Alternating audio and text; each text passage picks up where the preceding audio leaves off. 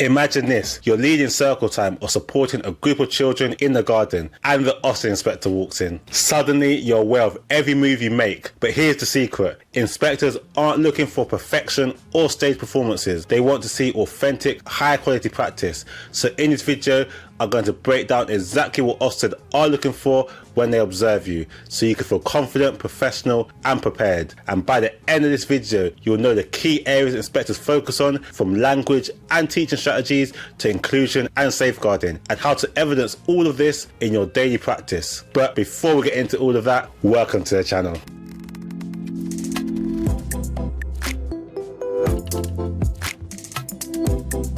Welcome to the channel Open Nursery with myself, Kurt Liania, where I support people to open, run and grow successful nurseries. And part of that is making sure practitioners feel confident in their practice and that they're inspection ready. So if you want to build your skills, improve your practice and always feel prepared for Ofsted, make sure you subscribe to the channel and hit the bell for future videos. Let's start by clearing up a myth. Ofsted are not expecting you to be perfect. They're not ticking boxes for whether you can sing in tune or whether your displays look beautiful. They're interested in how you support children's learning and development through your everyday interactions. Their observations are their opportunity to see how well you know the EYFS, how you apply it in practice, and how you adapt to children's needs in real time. So let's go step by step through the main things Ofsted look for when they observe you. Firstly, interaction and language. Language is the single most powerful teaching tool that you have. Inspectors will be listening carefully to see whether you are asking open-ended questions that encourage children to think rather than just giving yes or no answers. You're extending vocabulary, for example, moving from big to enormous, or introducing new descriptive words in context, and whether you're giving children time to respond and engage in back and forth conversation. They want to see shared sustained thinking. That's when you and a child think through a problem together, like predicting what might happen next in a story or experimenting with how to balance blocks. Ofsted want to see that you are truly engaged with the children, not standing back or just supervising. Are you down at their level, making eye contact and joining their play? Do you notice when a child needs encouragement or when it's better to step back and let them lead? And can you adapt quickly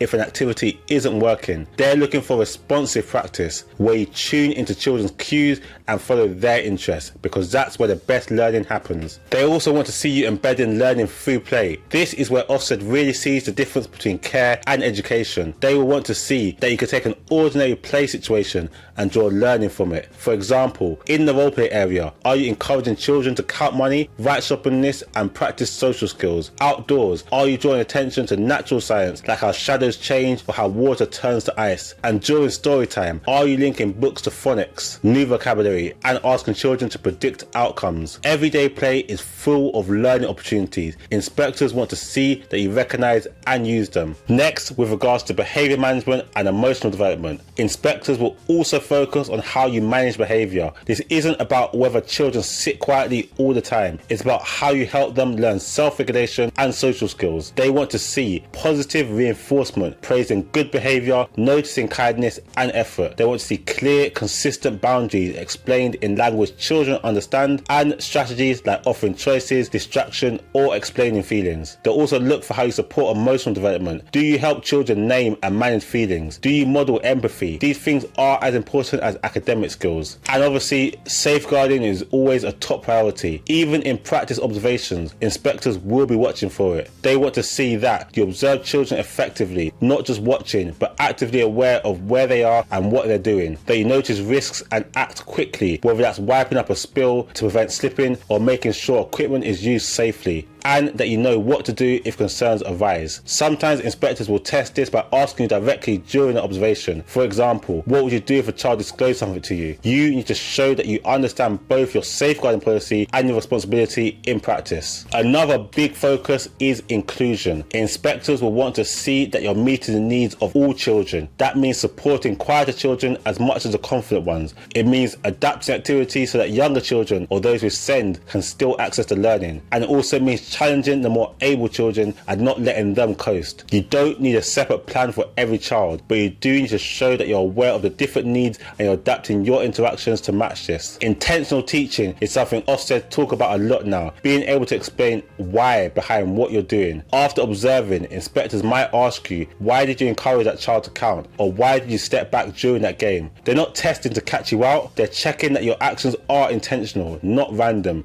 Linking what you do back to the EYFS areas of learning shows strong professional practice. For example, you might say, I wanted to extend his mathematical language by introducing concepts of size and comparison. And finally, Ofsted will be looking at your professionalism during the observation. That doesn't mean being stiff or formal, it simply means showing confidence in what you're doing. If something doesn't go to plan, that's fine. Just explain how you would adapt. Stay calm, keep engaging with children, and remember, they want to see normal practice, not a performance. If you're confident in what you do every day, that confidence will shine through. So when Ofsted observe you, they're not looking for perfect displays or polished performances. They're looking for authentic, high quality interactions that support children's learning, safety, and well-being. If you keep these areas in mind, language, responsiveness, embedding learning, behaviour management, safeguarding, inclusion, intentional teaching, and professionalism, you'll be covering exactly what inspectors want to see. But if you have found this helpful, make sure you also watch my other video on safeguarding and my video on the key person role. They tie directly into what inspectors focus on and will give you even more confidence in your practice. And while most of my work is helping people open and run successful nurseries, I also create videos like this to support practitioners day to day. So if you'd like to keep learning, hit the subscribe button and join for more. I finally want to thank you for watching. Feel free to check out the video that's on the screen now, and I wish you all the best. God bless.